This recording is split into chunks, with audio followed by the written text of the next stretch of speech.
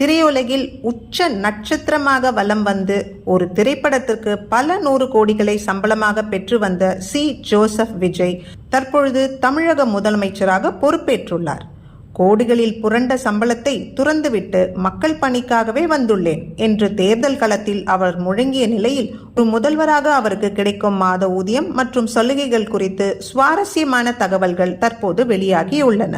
இந்திய அரசியல் அமைப்பு சட்டத்தின்படி மாநில சட்டமன்ற உறுப்பினர்கள் மற்றும் அமைச்சர்களுக்குமான ஊதிய விவரங்கள் அந்தந்த மாநில அரசுகளே தீர்மானிக்கின்றன. தமிழ்நாட்டில் கடந்த 2017ஆம் ஆண்டிற்கு பிறகு எம்எல்ஏக்களின் குறைந்தபட்ச மாத ஊதியம் 1,05,000 ரூபாயாக உயர்த்தப்பட்டது.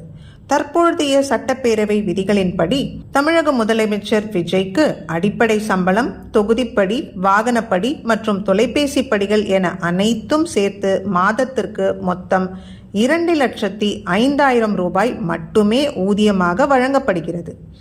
இது தவிர முதலமைச்சருக்கான அதிகாரப்பூர்வ சலுகைகளாக சென்னை பசுமை வழிச்சாலையில் அரசு பங்களா, இலவச மருத்துவ காப்பீடு, அரசு வாகனங்கள் மற்றும் தனி உதவியாளர்களுக்கான ஊதியம் ஆகியவற்றை அரசே ஏற்கிறது. மேலும் அவரது பயணங்களுக்கான போக்குவரத்து செலவும் G+ பாதுகாப்பும் அரசு தரப்பில் வழங்கப்படுகிறது. சினிமா துறையில் 250 கோடி ரூபாய் வரை சம்பளம் வாங்கிய ஒரு டாப் நடிகர் இன்று வெறும் 2 லட்சம் ரூபாய் மாத சம்பளத்தில் தமிழகத்தை வழிநடத்தி வருவது அரசியல் வட்டாரத்தில் வியப்பாக பார்க்கப்படுகிறது.